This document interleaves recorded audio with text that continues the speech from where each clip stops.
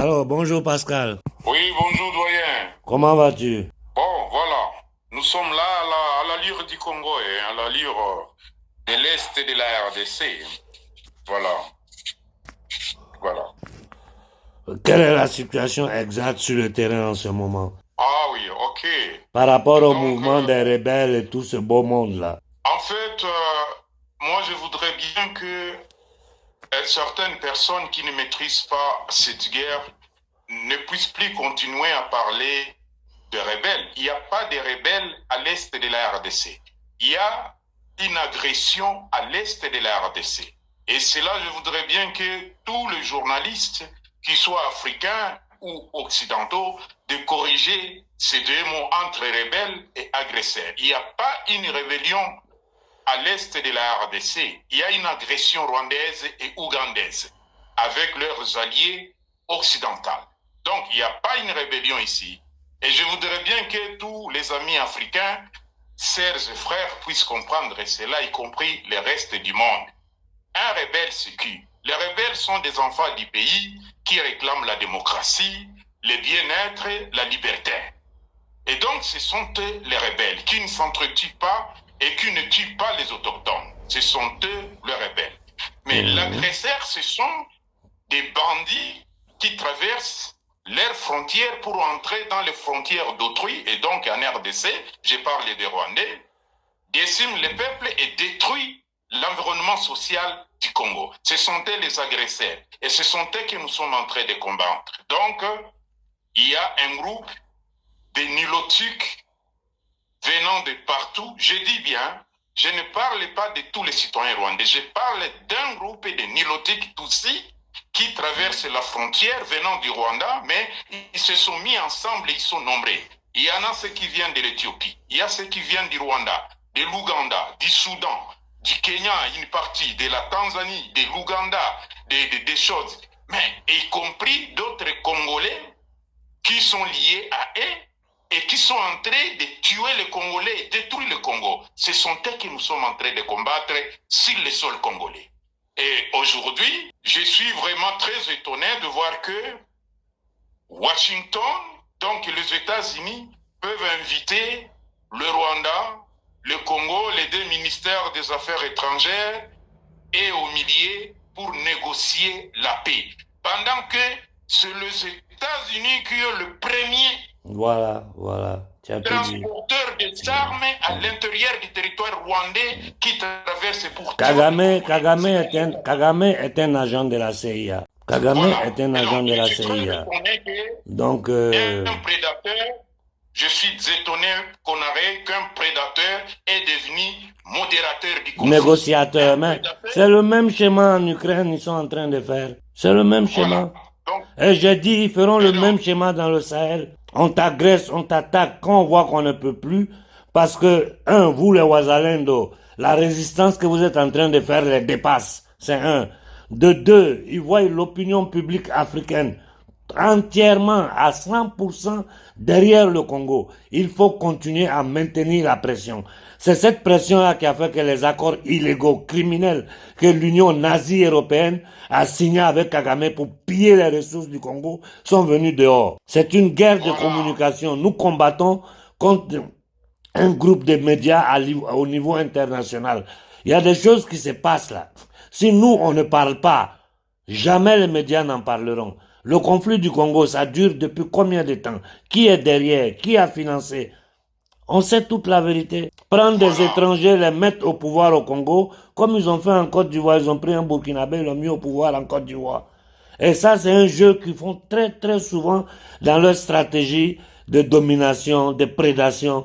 Il faut mettre quelqu'un qui n'a rien à voir avec la population là au pouvoir. Il n'aura pas pitié d'eux. Il n'aura pas pitié d'eux. En dehors de ça, il faut voir ce qui est en train de se passer en Palestine pour que ça nous donne à réfléchir. Ces gens-là, ils ont jeté le masque. Ils sont capables de n'importe quoi. Et comme moi, j'ai toujours dit, j'ai dit notre nombre et notre force. Si nous nous mettons tous ensemble, nous nous levons dans toute l'Afrique pour le Congo, le problème du Congo sera réglé. Parce qu'en ce moment, c'est du chantage. Vos matières premières contre une paix précaire, parce que ces gens-là n'ont jamais respecté un accord. Vous avez vu tous les accords qu'ils ont signés avec les Russes, ils ont tout violé. Voilà. Ils n'ont jamais respecté Et donc, leurs paroles. Ils ne vivent que des guerres, des mensonges, des manipulations. Aujourd'hui, le roi est nu. Tout ce qui nous reste à nous, Africains, c'est de nous lever ensemble de façon pacifique, mais assertive, déterminée pour dire ça suffit. Avec cet esclavage séculaire qui s'est transformé dans cette forme moderne qu'est l'esclavage économique, monétaire, voilà. C'est territorial. ce que nous sommes en train de vivre. Et donc, quand ils ont vu qu'ils ont échoué à pénétrer les sites Kivu, parce qu'ils ne peuvent pas dire qu'ils ont les sites Kivu, ça c'est les médias. À Bukavu, ils ne peuvent pas aller à 10 kilomètres. Ils ne peuvent pas. Ils savent très bien qu'ils seront sabotés, ils seront mutilés. Ça, ils le savent très bien. Et donc, nous fermons toutes nos routes qui vont dans les territoires où se trouvent les minéraux. Bravo. Donc, toutes ces routes sont fermées par les Wazalendo. Ils ne peuvent pas aller dans les territoires où il y a les minéraux. Ils sont en train de faire toutes leurs balades avec les armes tout autour du lac Tanganyika, du lac Kivu, à leurs frontières là-bas. Et ils trompent tout le monde au niveau de la communauté internationale qu'ils ont les sites Kivu.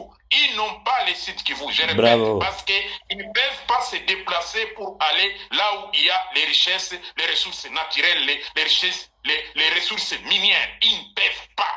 C'est bloqué par les Wazalendo. Voilà, c'est ça l'essentiel. Et c'est comme ça. Et c'est comme ça que leurs patrons, les Américains, quand ils trouvent qu'ils ont été trompés par le maudit régime de Kigali là-bas, à la tête Paul Kagame, l'assassin qu'ils ont, ils les ont trompés. C'est comme ça qu'ils créent maintenant la table de négociation avec le gouvernement de Kinshasa. Parce qu'ils sont bloqués de ne pas aller là où il y a...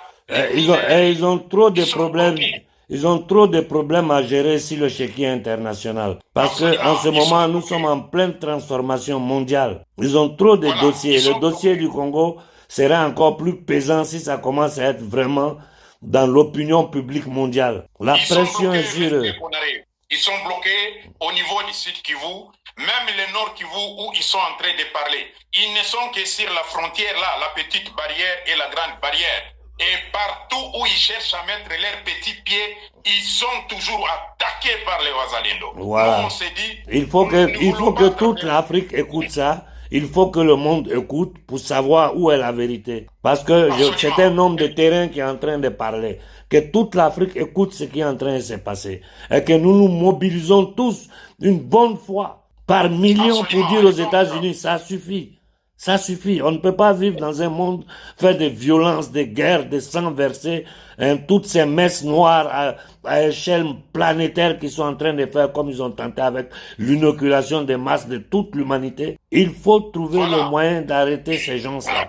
En Europe comme en Afrique. C'est un gang satanique international qui fait souffrir toute l'humanité. Voilà, et moi je voudrais dire, si les gens cherchent à connaître la vérité et sur la fameuse occupation de l'Est, ils n'ont qu'envoyé des journalistes internationaux avec des micro-baladeurs en plein centre-ville de Bukavu, en plein centre-ville de Goma.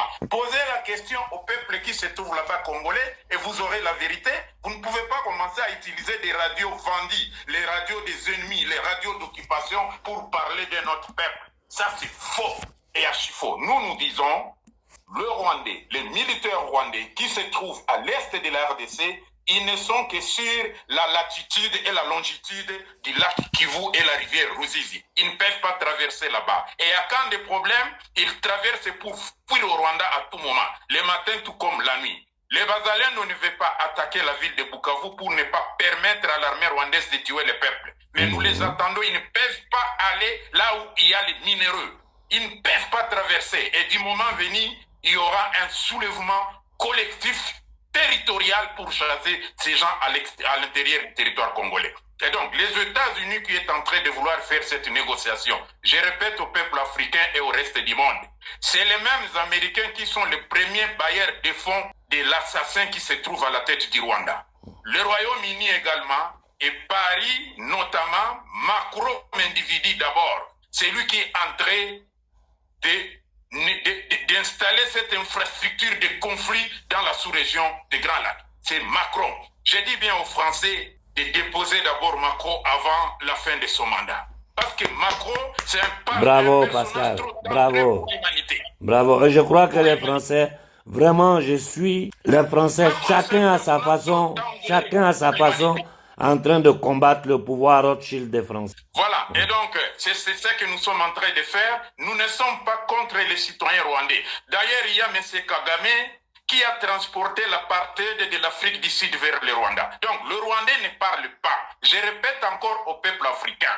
Depuis que Paul Kagame est arrivé à la tête du Rwanda, il a effondré la société civile rwandaise. Au Rwanda, il n'y a pas de société civile. Pourquoi les États-Unis n'ont jamais demandé à Paul Kagame le compte de la démocratie? Pourquoi? Mais quand il s'agit du Congo, démocratiser. Pourquoi ne pas démocratiser le Rwanda d'abord? 2. Au niveau du Rwanda, il n'y a pas les organisations des droits de l'homme. Ça n'existe pas. Kagame ne fait pas sentir cela. 3. Il n'y a pas de parti politique fiable au Rwanda. Tout c'est pour Paul Kagame. Et donc, le Rwanda, je dis bien aux peuples africains que le Rwanda est devenu une monarchie, à la tête un lion qui dévore tous les citoyens et trouble toute la région. Et tout cela, les États-Unis les laissent. Mais si les États-Unis, si le Royaume-Uni, si la France sont des grandes puissances et ils s'appellent démocrates, ils n'ont qu'à dire à Paul Kagame d'installer la démocratie au Rwanda. Il n'y a aucun Rwandais, aucun intellectuel rwandais qui peut parler au Rwanda. Paul Kagame a trop de dossiers. Paul Kagame a trop de dossiers. Il est trop sale et il a trop de dossiers sur eux. Donc, ce qu'ils peuvent faire avec lui, ou c'est les déposer tranquillement, ou bien l'éliminer. C'est quelqu'un qui a les jours comptés. Maintenant, quel est le plan machiavélique qu'ils ont derrière la tête? Parce qu'ils ne peuvent pas. Je dis, il faut que tout le monde comprenne une bonne fois pour toutes ce que personne ne veut dire. Celui qui aura le contrôle de l'Afrique aura le contrôle du monde. C'est cette guerre-là qui est en train de se passer. Regarde comment le capitaine Ibé est menacé par le même gouvernement qui va négocier au Congo. Quelle est cette schizophrénie? Voilà. Donc nous disons ceci. Notre problème, ce n'est pas le fameux gouvernement qui se trouve à Kinshasa, mais c'est le nôtre, ce n'est pas les leurs. Ce ne sont pas eux qui doivent venir dicter le gouvernement de Noirs, ce qu'ils doivent faire, ce qu'ils ne doivent pas faire. Jusqu'à preuve du contraire. On appelle ça l'impérialisme. L'impérialisme. Voilà. Et c'est un Congolais. Voilà, c'est un Congolais. Et nous disons, la guerre que nous sommes en train de mener, ça n'appartient pas à Félix Tshisekedi. Là, nous les ignorons. Notre guerre que nous sommes en train de faire, c'est tenir notre terre. Parce que la terre congolaise, c'est la terre des Congolais. C'est la terre des Congolais. Félix Tshisekedi, ce n'est plus sa guerre. C'est la guerre du peuple congolais contre l'agression rwandaise et leurs alliés occidentaux. C'est la guerre de tout, c'est la guerre de toute l'Afrique contre les démons qui gouvernent ce monde. Parce que si le Congo tombe, c'est toute l'Afrique qui tombe. Absolument. Écoute, Pascal, je vais te laisser, on va se prendre hors ligne et puis parler un peu, ok? Ok, merci. Bonne nuit. À tout à l'heure, je t'appelle hors ligne.